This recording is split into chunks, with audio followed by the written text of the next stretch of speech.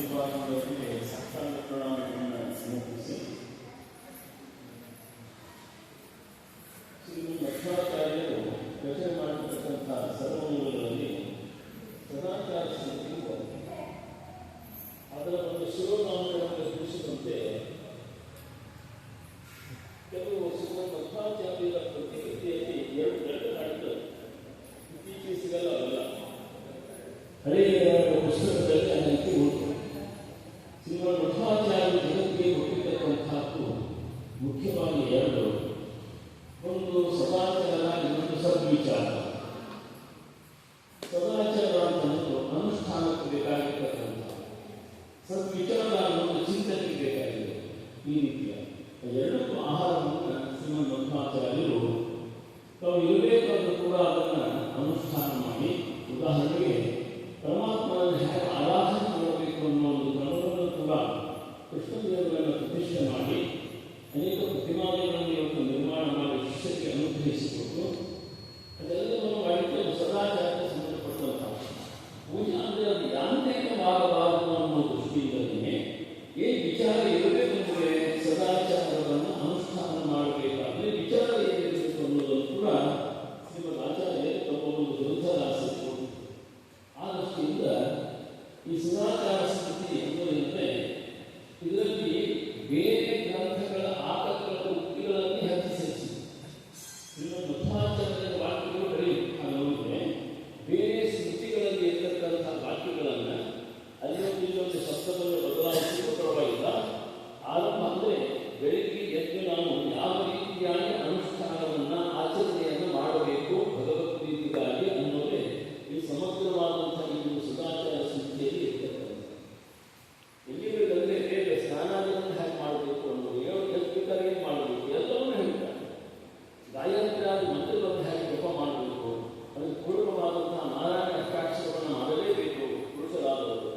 ಹೀಗೆ ಯಾವುದು ಧರ್ಮ ಆಗ್ತದೆ, ಯಾವುದು ಅಧರ್ಮ ಆಗ್ತದೆ, ಇವತ್ತು ಶಾಸ್ತ್ರ ಅಂತಂದ ಅಕ್ಷರಕ್ಕೆ ಹೆಂಡತಿ ಧರ್ಮ ಆಗುತ್ತಾ ಅಂತ ಈ ರಹಸ್ಯವನ್ನು ಯಾವ ಸದಾಚಾರ ಸ್ಥಿತಿಯಲ್ಲಿ ಭಾಗವತ ತತ್ವದ ಒಂದು ನೆರಳಿನ ಚಿಂತನೆ ಮಾಡಿಕೊಂಡಿರ್ತಕ್ಕಂಥದ್ದು ಸದಾಚಾರ ಸ್ಥಿತಿಯಲ್ಲಿ ಬರ್ತದೆ. ಅದಕ್ಕಾಗಿ ಏನಂದರೆ ಶಾಸ್ತ್ರ ಒಂದು ರೀತಿ ಹೇಳ್ತದೆ, ಅನುಷ್ಠಾನ ಒಂದು ರೀತಿ ಇರ್ತದೆ.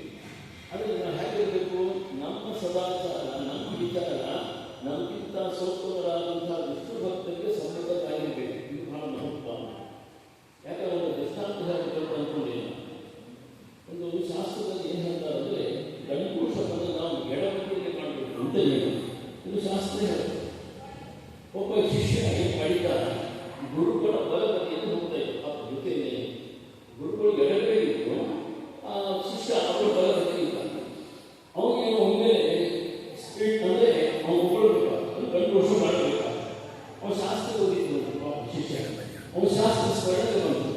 ಅವಾಗ ಅವನು ಏನು ಮಾಡಿಕೊಂಡ, ಎಡಗಡೆ ಯಾರಿದ್ದಾರೆ ನೋಡೇ ಇಲ್ಲ, ಅವನು ಶಾಸ್ತ್ರಜ್ಞಾನಿ, ಅವನು ಉಳಿಕೋಲ್ಲ, ಅದು ತಪ್ಪು.